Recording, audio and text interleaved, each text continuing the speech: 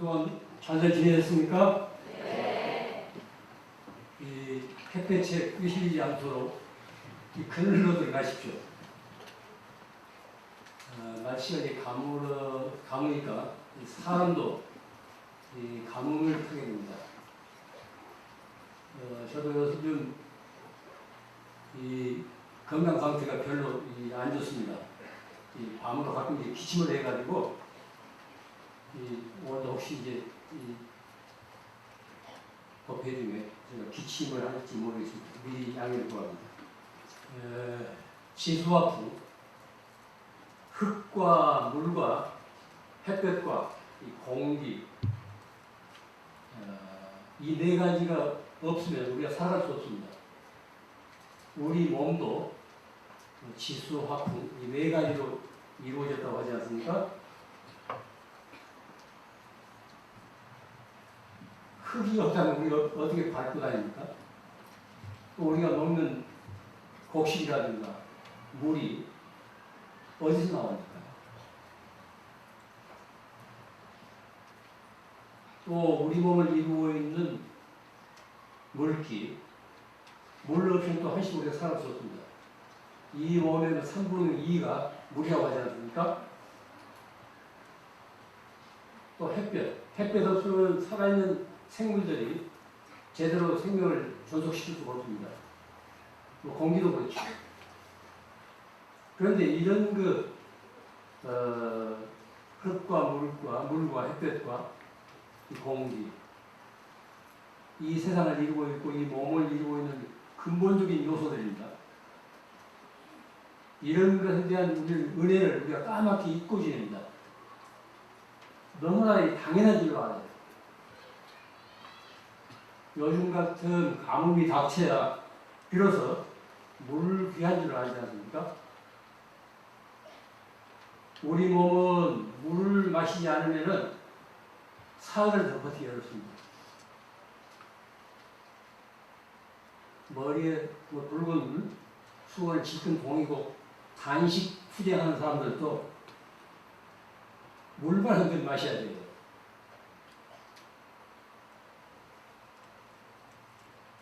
우리 몸의 3분의 2가 물이라고 하잖아요. 그러므로 물은 생명에 필요한 절대적인 그런 요소가 아니라 생명 그 자체예요. 물은 생명 그 자체입니다. 물 없이는 살아갈 수 없는 그런 존재입니다. 그래서 오늘은 물의 은덕에 대해서 이렇게 감을 고르니까 물의 은덕에 대해서 같이 생각해 보려고 합니다. 물은 자신의 몸을 더럽히면서 남의 더러운 것을 씻어줍니다. 그러면서도 물의 본성은 늘 그대로 있어요.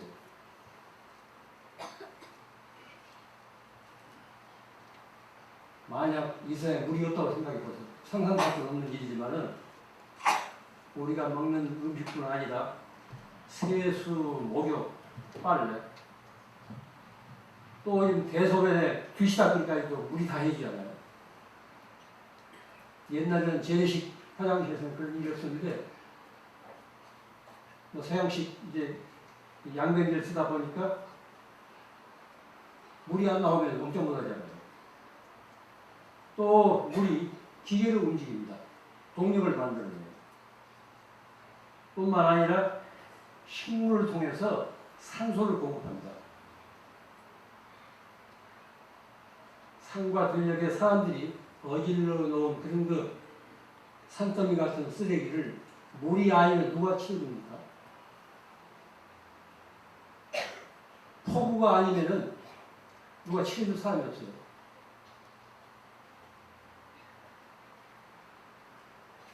전국에 걸쳐 있는 이름난 산들 가보세요.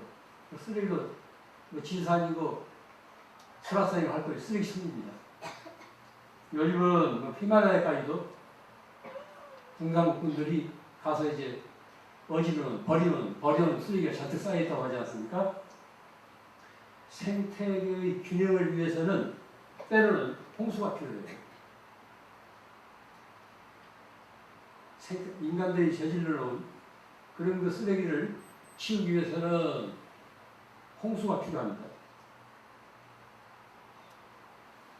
물은 또 어떤 형태의 그릇이거나 마다하지 않고 가리지 않고 그 그릇에 따라줘요. 항아리가 됐건 접시가 됐건 네모난 그릇이 됐건 둥근 그릇이 됐건 그 그릇대로 다 따라줍니다. 말하자면 수순중생이에요. 이게 보살의 마음입니다. 보살의 마음이에요. 흐르는 물은 웅덩이를 채우지 않으면 앞으로 나가지 않습니다.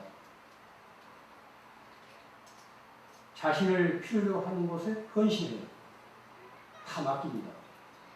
나를 필요로 하는 곳에 나를 다 내던져서 맡깁니다. 웅덩이를 채우지 않고는 흘러가지 않습니다. 또 물은 낮은 데로 흐릅니다. 그만큼 겸손해요. 물은 낮은 데로 들어갑니다. 노자는 이런 말을 합니다. 이 세상에 물보다 더 부드럽고 겸손한 것은 없다. 이 세상에 물보다 부드럽고 겸손한 것은 없다. 그렇지만 딱딱한 것, 상한 것에 떨어질 때는 물보다 더 센 것은 없다.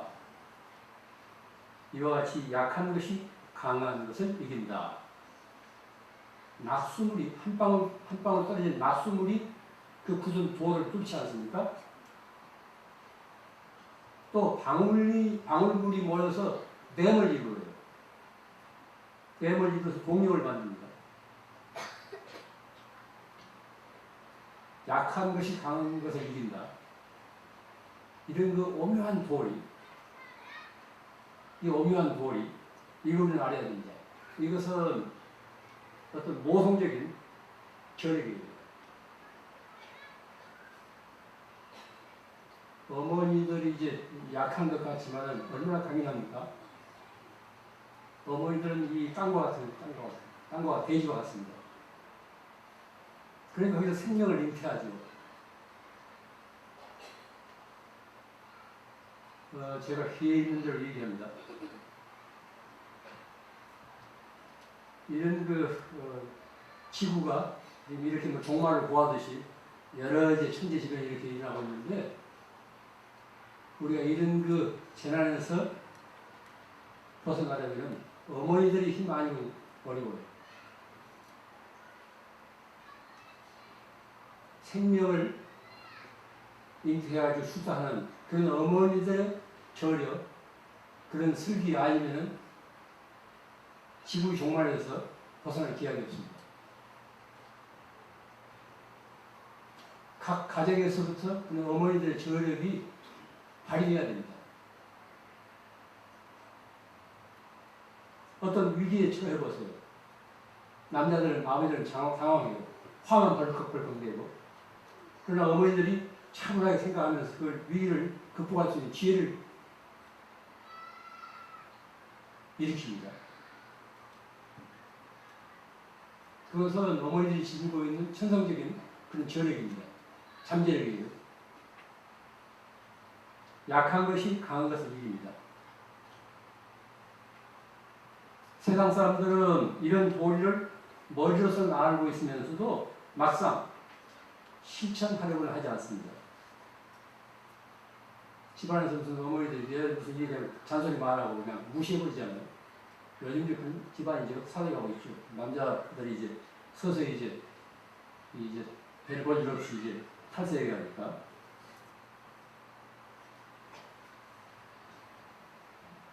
모성적인 지혜가 필요합니다. 강물은 항상 흐르고 있지 않습니까? 가뭄에 이제 강바닥에 드러나고 있지만은 정상적인 경우 강물은 항상 흐르고 있어요. 언제나 그곳에 있습니다. 한강이 됐건 낙동강이 됐건 금강이 됐건 흘러가면서 그곳에 있어요. 항상 그곳에 있어서 그곳에 있으면서 그 어느 때나 같은 물이지만은 순간마다 새로운 물이에요. 겉으로 보기엔 똑같은 한강이고 똑같은 낙동강, 금강이지만은 늘 새로운 물입니다. 늘 그 자리에 그대로 있는 것 같지만 새로운 물이에요. 시간도 흐르는 이런 강물로 같습니다. 시간도 흘러가는 이 강물로 같아요. 그 전에도 우리는 이 자리에서 이와 같이 모였었습니다. 그러나 그 시간, 그때는 지금 어디로 갔어요? 2달 전에 우리는 이 자리에 이렇게 모였었습니다. 그러나 그때는 지금 어디로 갔냐 이거예요. 또한 그때 그 사람은 어디에 있습니까? 오늘의 우리는 그때의 우리가 아닙니다. 이건 새로운 우리들이에요. 거죽은 뭐 비슷비슷한, 저나 여러분이나 비슷하지만 2달 전에 우리는 아니라니까요. 오늘의 우리예요. 지금의 우리예요. 강물은 항상 흐르고 있지만 언제나 그곳에 있습니다. 항상 그곳에 있어 어느 때나 같은 물이지만 순간마다 새로운 물이에요. 우리들이 살아가는 일도 맨날 뭐 그날이고 그 시간이 같지만 새롭게 살고 있습니다. 그런 자각을 해야 됩니다. 그래야 날마다 새로운 날이에요. 하루하루 새롭게 시작하는 겁니다. 그런 자각이 좀 지겹잖아요. 며칠쯤 빠져나가도 몇 달쯤 빠져나가도 아무 지장 없을 것처럼 생각되는데 그렇지 않죠. 부처님이나 보살이 중생을 위해서 1100복화실을 낮춘다고 하지 않습니까? 관세음보살만 32영생을 낮춘 것이 아니고 부처님이나 보살들이 중생을 위해서 수천 가지로 몸을 이렇게 나타낸다고 하지 않습니까? 아버지가 됐건 어머니가 됐건 자식을 위해서 얼마나 분주하게 이리 뛰고 저리 뛰고 합니까? 물도 또한 여러 가지로 변화합니다. 그 변신을 해요. 때로는 구름이 되고 안개가 돼서 뜨거운 햇살을 막아줍니다. 때로는 흰 눈이 돼서 얼어붙은 대지를 포근하게 감싸줘요. 한겨울에 싱싱하게 춥기만 하고 눈이 내리지 않는다고 하면 상상해서 얼마나 삭막하고 불신스럽습니까? 흰 눈이 내려서 얼어붙은 대지를 포근하게 감싸줍니다. 사람 마음까지도 그렇게 감싸주죠. 서리가 되어서 계절의 변화를 알려주고 비와 이슬에 대해서 목마른 대지를 적셔주고 풀과 나무와 곡식과 과일들을 보살펴줍니다. 물보살이에요. 물보살. 이런 물보살을 함부로 버리거나 대하면 복을 감하게 됩니다. 노자는 또 이런 말을 하고 있습니다. 최상의 선은 물과 같다. 상선약수. 거기서 약수는 같은 약자예요. 상선약수. 최상의 물은 최상의 선을 물과 같다는 거예요. 물의 훌륭한 덕은 만물을 이롭게 하면서 만물을 이롭게 해요. 그러면서 다투지 않습니다. 수승중생. 그걸 따르지 않습니까? 그릇 생긴데 그걸 다 채워준 거예요. 웅덩이가 있으면 그걸 또 이제 채워줍니다. 더러운 것이 있으면 다 이제 씻어줘요. 그러면서도 자기를 내세우지 않습니다. 최상의 선은 물과 같다. 물의 훌륭한 덕은 만물을 이롭게 하면서도 다투지 않으며 사람들이 싫어하는 곳에 머문다. 그러므로 물은 도에 가깝다. 뭐 웅덩이나 어디나 뭐 시궁창이거나 바쁜데 머물지 않습니까? 그 이제 이런 그러므로 물은 도에 가깝다는 거예요. 진리에 가깝다는 겁니다. 다시 말하자면 불교에서 말하는 물보살이에요. 부처님은 가끔 이런 비유를 들고 있습니다. 여러 강물이 바다에 이르면 본래의 이름을 잊어버리고 다만 한 맛이 된다. 화엄경에도 이런 비유가 나오고 아함경에도 이런 비유가 나옵니다. 거기 이제 5대강, 뭐 강가를 비롯해서 마시 무슨 몇 개 5강을 많이 들고 있는데 여러 강물이 바다에 이르는 본래 이름을 잊어버리고 다만 한 맛이 된다. 바닷물이 한 맛 아닙니까? 짠맛이죠. 새 속에 있을 때는 저마다 사회적인 직이나 신분, 그 성씨나 이름을 달리했지만은 뭐 김씨, 이씨, 박씨, 또 무슨 사장이네, 무슨 과장이네, 어? 또뭐 흰둥이네, 검둥이네 뭐 해가지고 그래 했지만은 내 곁에 출가하여 수행자가 되는 모두가 같은 불자니라. 여러 강물이 바다에 있는 본래의 이름을 잊어버리고 다만 한 맛이 된다. 세속에 있을 때는 저마다 사회적인 지위나 신분, 그 성씨나 이름을 살리했지만 내 곁에 출가하여 수행자가 되는 모두가 같은 불자니라. 일불제자라는 뜻이에요.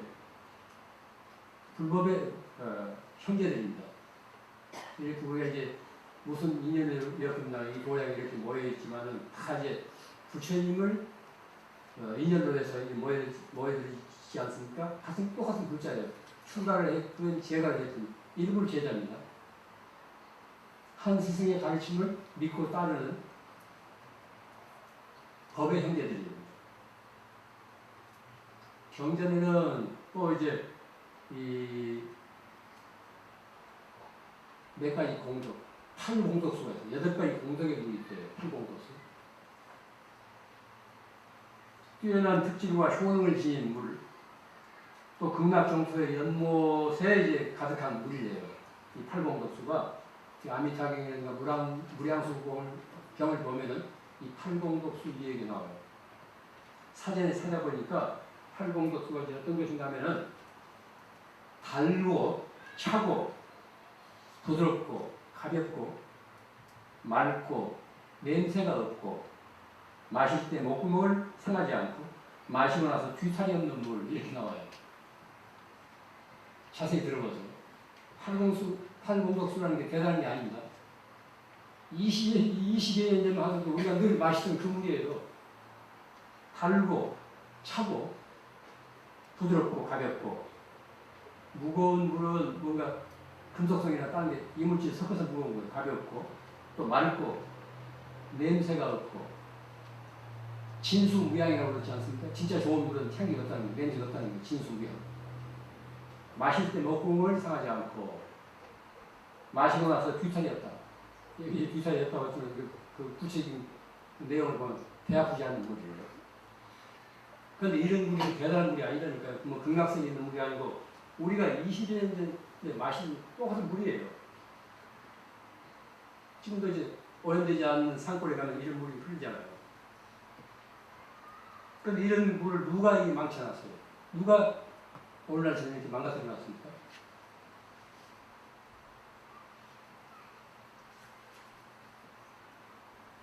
뭐 경험하신 분들은 아시겠지만 해외에 나가서 이제 오랫동안 머물고 있을 때 가장 아쉬운 게 뭐냐면은 물이에요. 우리가 늘 마시는 물 산골에 그 자연산 물. 온 몸과 영혼이 그런 물을 원해요.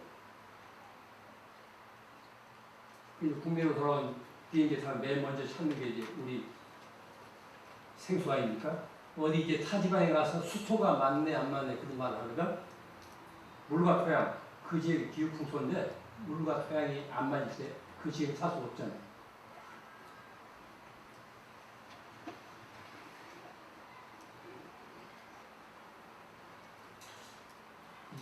차를 좋아하는 사람들은 물맛에 대한 감별력이 아주 뛰어납니다. 차는 물맛이 차고요. 수돗물에서는 제대로 된 차량이 안 나옵니다. 왜냐하면 수돗물 자체가 순수한 물이 아니기 때문에. 저희들은 이제 차를 좋아하기 때문에 어디 해외 여행 갈 때 꼭 차를 가지고 와요. 맛있는 차를. 그런데 파리나 다른 데 뭐 미국 같은 데도 가지고 가는데 영 맛이 안 난다고. 한국에서 마시는 차 맛이 안 나요. 왜냐하면은 뭐 파리도 그렇고 미주도 그렇고 우리 물처럼 그렇게 깨끗하게 안 돼. 다시 순수하지 않다고. 석회가 섞인 물이기 때문에 이 녹차를 우려도 맛이 안 나더라니까. 향기도 없고. 그리고 또 여기서 이제 국내에서 그렇게 차를 좋아하는 스님도 거기 살면서 녹차를 안 마시고 발효된 차를 마시더라고요. 그냥 물 자체가 순수하지 않고 석회가 섞인 물이기 때문에 온전한 차향기를 낼 수 없어요. 맛을 낼 수 없기 때문에 그러더라고요. 물, 차맛은 물맛이 좌우합니다. 그건 그렇고 요즘 가뭄이 90년 만에 가뭄이라고 그러죠. 그래서 100년 만에 가뭄이라고.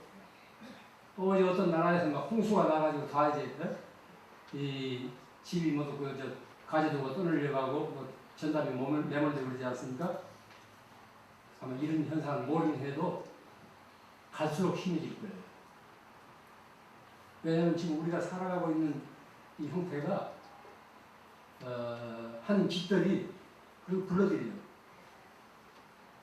뭐 지구 온난화라고 그러지 않습니까? 전문가들 표현 지구 온난화. 그래서 빙산이 녹는데요. 자꾸 이제 지구 기온이 올라간대요. 저수지가 바닥을 드러내고 내내 물이 이제 얼마밖에 남지 않았다고 늘 보도하지 않습니까? 이런 보도를 듣고 어떻게들 생각하세요? 저수지가 바닥을 드러내고 거북이처럼 쩍쩍 달라지고 또 어디 우리가 마시는 소양강 댐이 또 어디 댐 물이 이제 보관돼 가지고 얼마밖에 안 남았다고 이런 예고를 자꾸 하지 않습니까? 저는 이런 보도를 들을 때마다 문득 이런 생각이 들어요. 내 자신의 저수량은 과연 얼마나 남아있을까? 내게 준 시간의 잔고, 내 저수량, 내게 주어진 시간의 잔고예요. 남은 시간. 시간의 잔고는 얼마나 남아있을까 하고 스스로 묻게 됩니다. 각자 자신의 저수량을 한번 생각해 보십시오. 얼마나 되는지.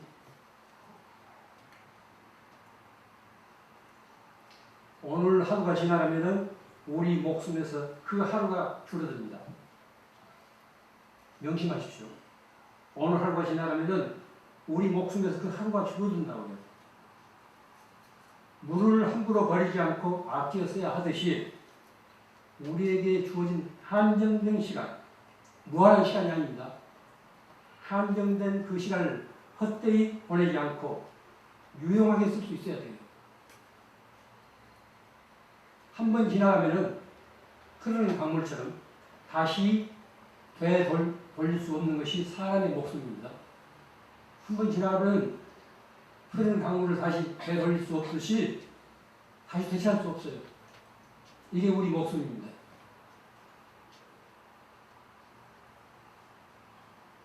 친구끼리 약속한 시간을 지키지 않는 것은 남의 소중한 생명의 한 부분을 빼앗는 거나 다름이 없습니다.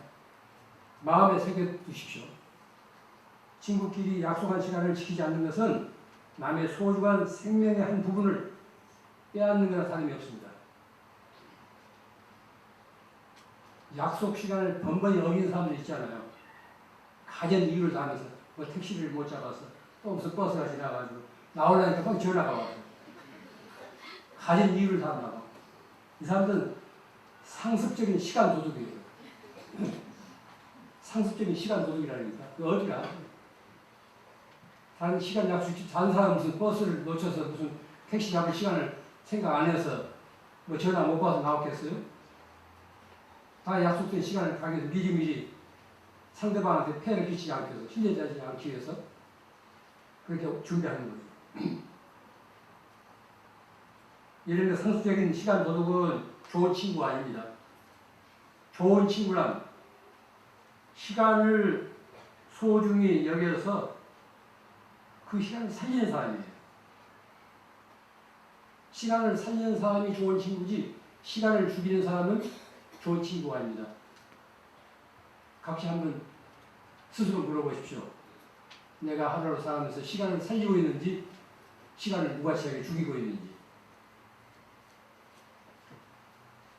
오늘 이 자리에서 나눈 이야기들이 가뭄에 비를 애타게 기다리는 기후재훈이 되었으면 좋겠습니다. 다 같이 단비가 내리기를 마음속으로 빕시다. 제 이야기는 이만 마치겠습니다.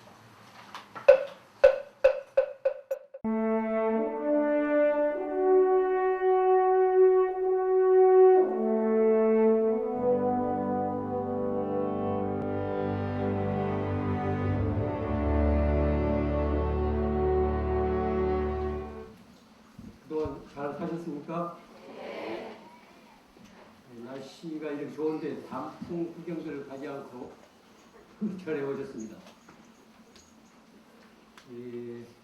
봄에는 꽃 구경 가고 가을에는 이 단풍 구경을 갈 수 있다는 그런 그 마음의 여유가 그래도 아직은 다행입니다.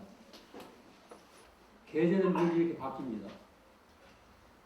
오늘 또 이제 날씨가 이렇게 화창하지만은 언제 또 이 날씨가 흐려질지 알 수 없습니다. 계절은 이렇게 이제 어김없이 우주 질서를 따라서 이렇게 이제 오고 가는데 인간사, 사람의 일은 지금 예측할 수가 없어요.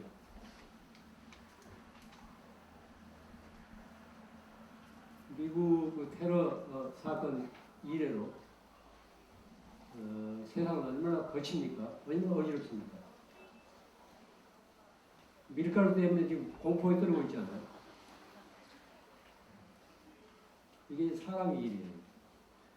다 사람이 만들어 놓은 겁니다. 유독가스를 누가 만들었습니까? 사람이 사람을 해치기 위해서 만들어 놓은 거예요. 그것도 후진국에서 만든 게 아닙니다. 다 선진국에서 과학기술로서 만들어 놓은 건데 그게 우리들 자신을 위협하고 있어요.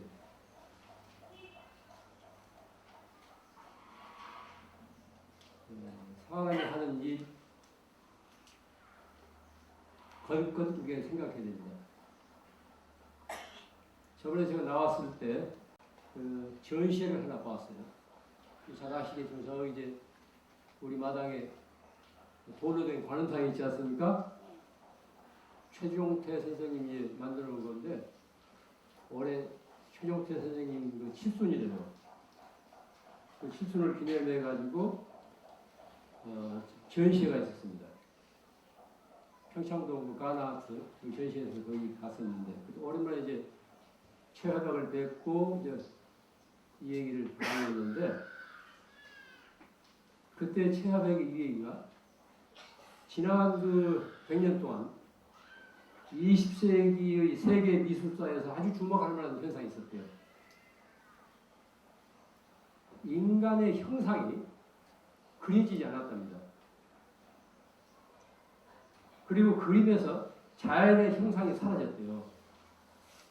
저는 이 말 듣고 아주 깜짝 놀랐어요. 지난 그 100년 동안 인체, 사람의 몸을 그렸지만 인간을 그리지 않았답니다. 그림에서.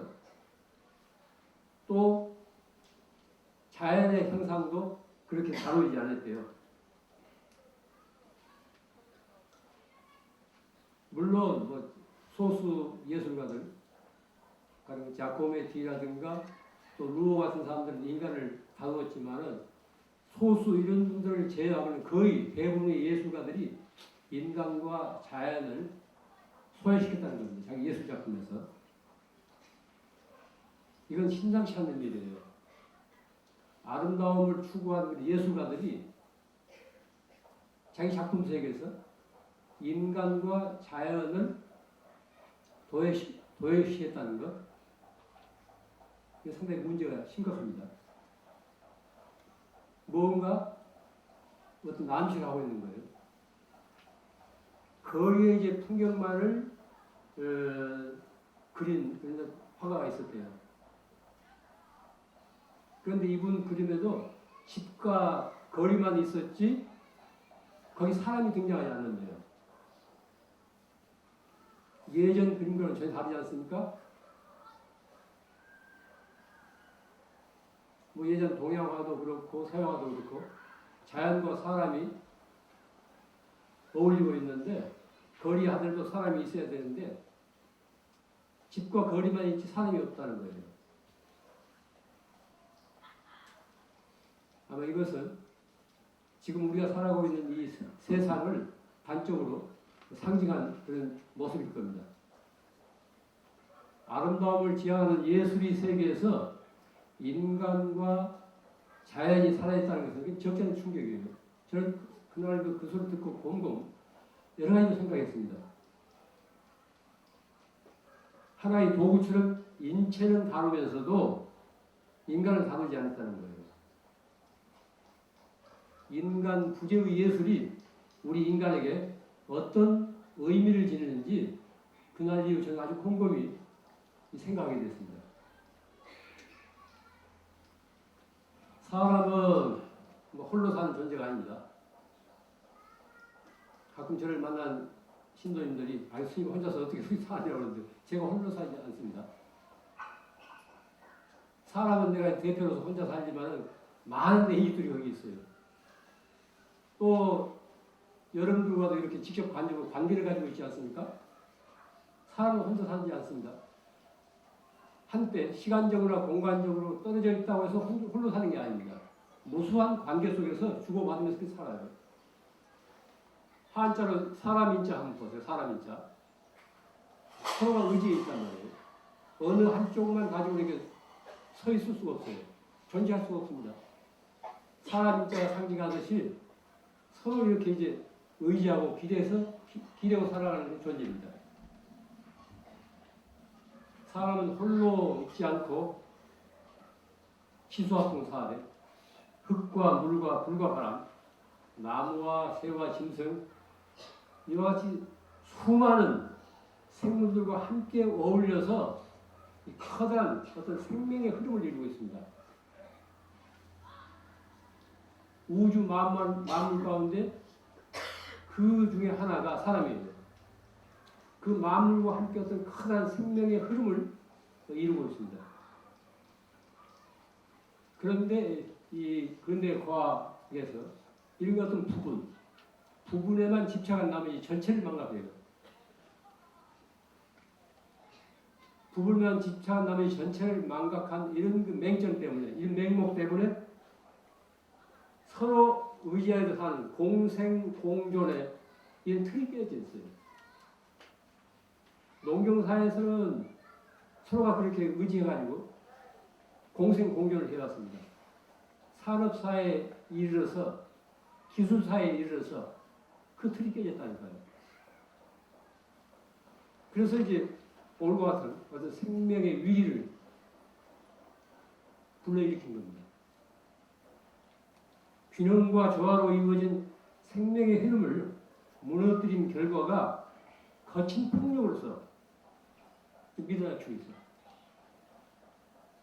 21세기를 단적으로 표현하자면 21세기 이 문턱은 이 폭력의 시대예요. 저마다 이기적인 인간에 대해서 남을 받아들이려고 하지 않습니다.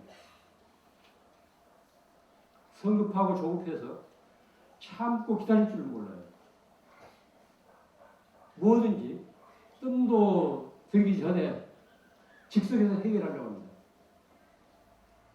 교통사고도 그렇고 급증하는 이혼율도 그렇죠. 참고 기다릴 줄 모른다니까요.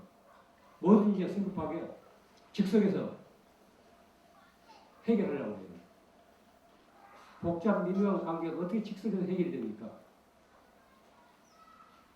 그래서 이 가상 세계가 곧 현실 세계로 지금 이어지고 있습니다.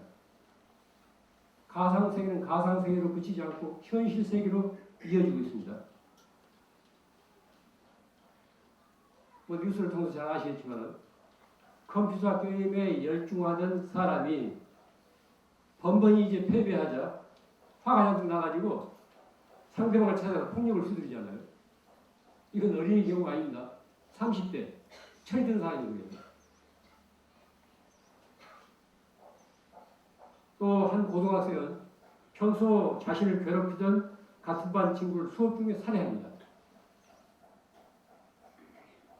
그는 폭력 영화를 뭐 인터넷에서 40번인가 뭐 400번인가 이렇게 보았다고 하잖아요. 보는 과정에 폭력에 대한 업이 자기 몸에 배는 거예요.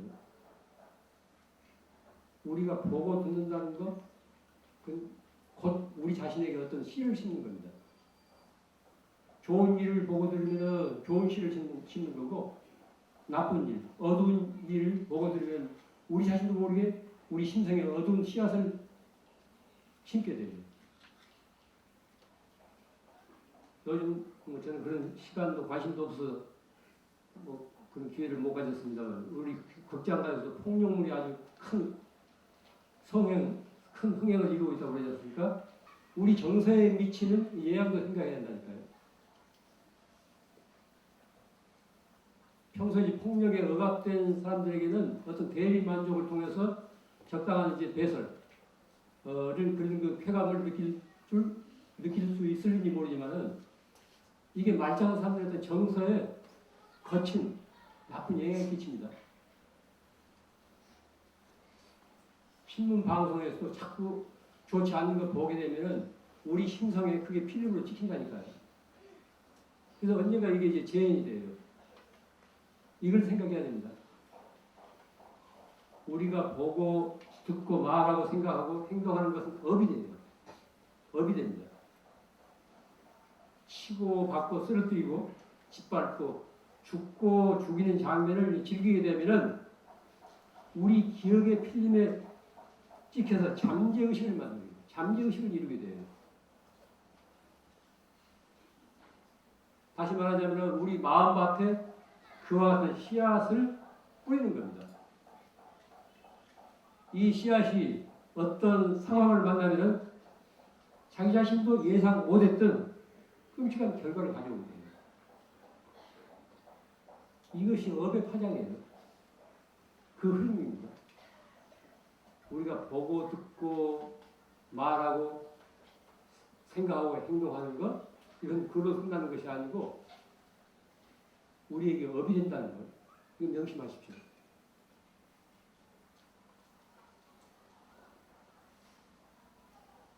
아이들이 이제 즐겨하는 컴퓨터 게임 있지 않습니까? 그걸 보십시오.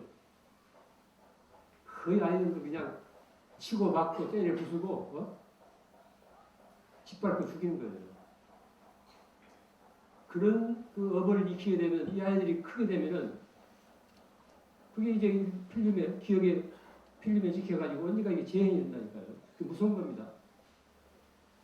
아이들만이 아닙니다. 우리들 자신들이 지금 이 시대에 많이 오염됐다고. 우리가 순간순간 하루하루 살아가면서 보고 듣고 말하고 생각하고 행동하는 것이 업이 되어서 내 자신의 삶에 우리 어떤 공동체 생활에 직접 간접으로 영향을 미치는 사실을 명심해야 됩니다. 말 한마디, 행동 하나 반드시 그걸로 끝이지 않고 결과가 있다는 걸 생각해야 됩니다. 제가 이 얘기를 하나 하죠. 얼마 전에 이제 한 대학 교수 그려서 읽은 건데요. 자기가 가르치는 이제 1학년 남학생이 같은 과 여학생을 아주 연전히 사랑했대요. 여러분들 그런 경험이 있겠지만 그 처음에는 여자가 새침 떼가지고 영 돌아도 안 먹어서 애 달아가지고 그러는데 한참 지나가니까 이제 서로 좋아해가지고 캠퍼스에서 이렇게 이제 이 무슨 팔짱도 끼고 다니고 그런 걸 교수도 보았다네요. 그게 이제 뭐 캠퍼스 커플이라고 그러잖아요. 그런데 한 학기도 채우기 전에, 네? 한 학기도 채우기 전에, 요새는 신속정확하니까. 그 여학생은 다른 남학생이 좋다 해가지고 그를 버리고 떠나갔대요. 그런 게 거듭찼다는 거예요. 그렇게 연연히 좋아하던 자기 짝꿍이 자기를 버리고 딴 놈하고 이렇게 좋아지는 거 얼마나 그게 상처가 크겠어요. 자기 선생님한테 선생님 저를 구해주세요 하고 뭐 그런 거 편지를 보내놨더라고요. 뭐 시련의 아픔을 겪어본 사람들은 다 아실 거예요. 그런데 남학생의 그 어머니는 마침 그 교수의 여학교 시절 그 친구였대요. 같은 동창이었다네. 어느 날 그 이메일로 그 교수한테 그 친구가 이런 사연을 보내서 자기 아들에 대한 실현당한 자식을 보는 게 이렇게 괴로운 줄은 몰랐단다.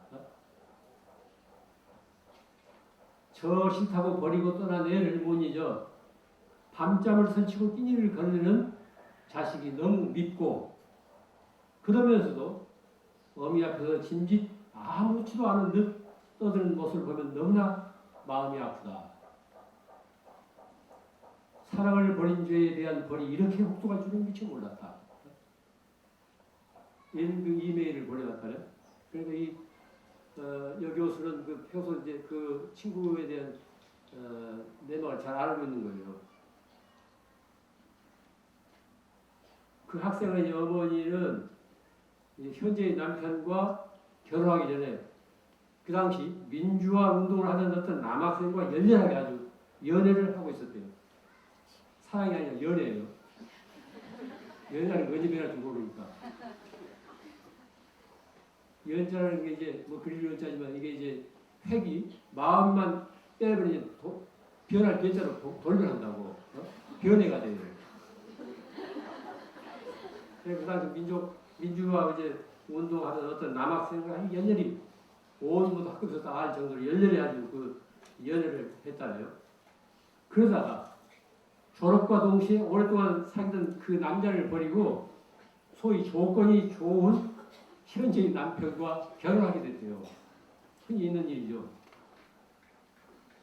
버림받은 그 남자는 상처가 너무 깊어서 아주 자살 소송까지 벌였대요. 여기 오신 분도 그분 중에 그런 분 비슷한 분 있을 거예요. 인간 사람 비슷하니까. 이게 남의 일이 아닙니다. 그런데 너무도 놀라운 사실은 알고 보니 자기 아들이 목숨 걸고 좋아한 같은 과 여자아이는 자신으로부터 버림받아서 해외로 유학을 떠나는 소식이 끊긴 예전 바로 그 남자의 딸이었다네. 이게 인생사예요. 그래서 인간은 드라마라고 그럽니다. 그래서 인생은 드라마라고 그러잖아요. 이게 업의 파장이고 인과관계예요. 내가 잠적인 이야기를, 이건 현실이 사실이니까 들었지만 이런 비일비재입니다. 세상에서 일어나고 있는 대부분이 그 이면을 보면은 어떤 인과관계, 이런 인과관계에서 고리로 이어졌어요.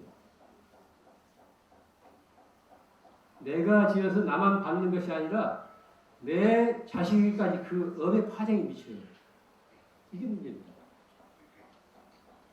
내가 지어서 내 한 번만 받았으면 되는데 무고한 내 자식에게까지, 내 자식은 내 분신이니까 자식에게까지 내 업이 이어진다니까요.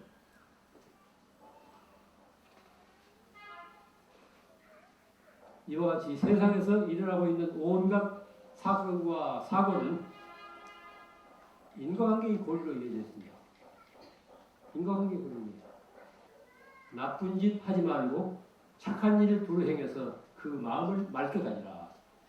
이것이 모든 성인의 가르침이다. 국경에 나오죠. 평범한 진리입니다. 나쁜 짓 하지 말고 착한 일 두루 행해서 그 마음을 맑게 가지라. 업을 짓지 말라는 겁니다. 이것이 모든 성인의 가르침이라는 거예요. 폭력과 인간 부재의 시대에 우리가 사람답게 살아가려면 이것은 인과의 도를 알아야 돼요. 막된 짓을 한 사람들은 인과의 도를 몰라서 그래요. 우선 그걸로서 다한 줄 알고 그 현상으로서 그만인 줄 알고 남에게 피해를 입히고 죽이고 때를 붓고 도둑질하고 그러잖아요. 모든 것이 넘치는 이런 그 세상에서는 투철한 자기 삶의 질서가 있어야 됩니다. 그런 그 가치 판단, 가치의식 없으면 늘 흔들려요.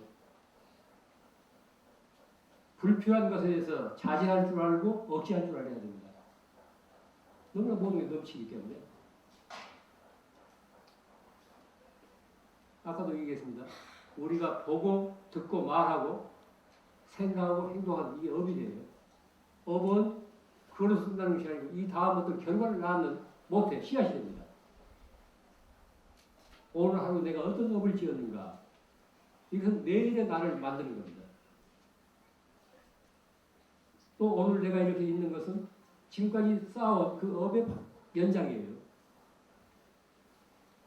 보지 않아도 될 것은 보지 말고, 듣지 않아도 될 소리는 듣지 말고, 먹지 않아도 될 음식은 먹지 말고, 입지 않아도 될 글은 읽지 말아야 됩니다. 옷이나 가구, 만나는 친구, 전화 통화도 마찬가지예요. 그래서 될 수 있는 한 적게 보고 적게 듣고 적게 먹고 적게 걸치고 적게 갖고 적게 말하는 습관을 들여야 됩니다. 그래야 업의 덫에 걸릴 확률이 낮아요.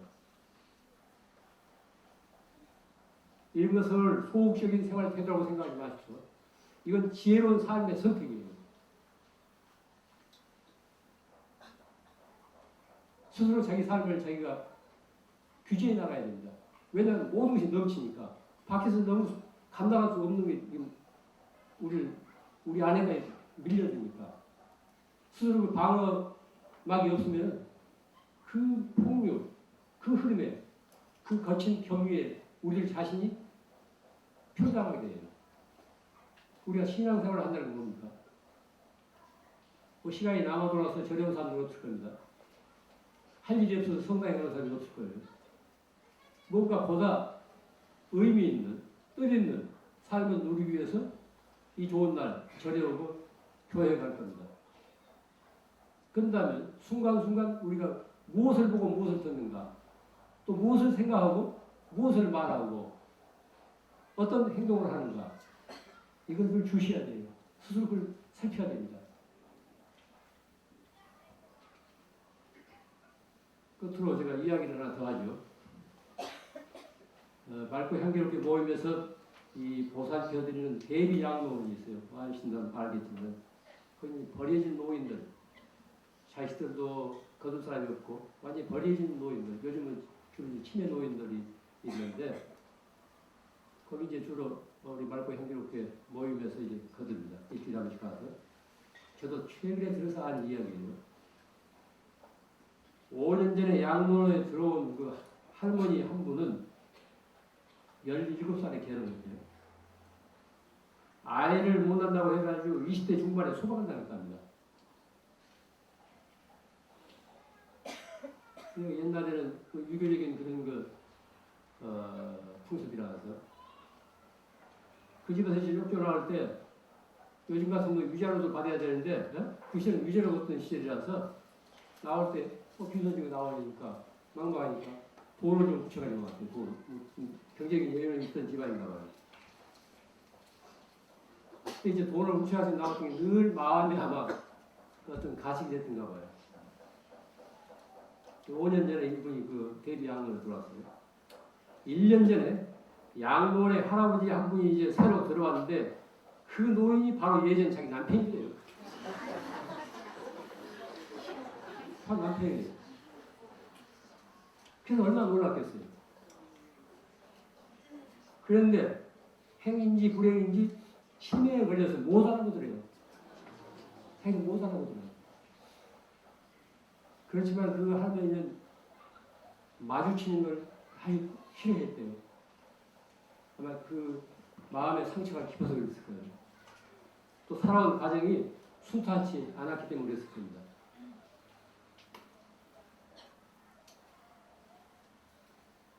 얼마 전 할아버지가 이제 돌아가시게 됐어요. 그 곁에서 이제 자꾸 그런 사정을 아니까 권했대요. 마지막 가는 길에 그래도 이제 만나서 이 얘기라도 훅을 풀어야 되지 않느냐. 그래서 이제 권해서 만나게 됐대요. 그때 마침 돌아가시기 전에 할아버지가 조금 정신이 나가지고 사람을 알아보더라고요. 그 할머니가 이제 찾아가서 그동안 미안하게 됐다고 사과를 했대요. 그 할아버지가 마지막으로 그래도 내 마지막을 지켜줘서 고맙습니다. 서로 이렇게 이제 화해를 했다니요. 한 번 만났던 사람은 언젠가 다시 만나게 됩니다. 이거는 끝이야 라고 하지만은 언젠가 다시 만나게 된다니까요. 외나무다리가 됐건 양로원이 됐건 다시 만나게 돼요. 그러니까 끝이라고 생각하지 마세요. 한 번 만났던 사람 언젠가 다시 만나게 된다니까요. 이것이 이 세상 인연의 끈앞이에요. 인연의 끈앞이라니까.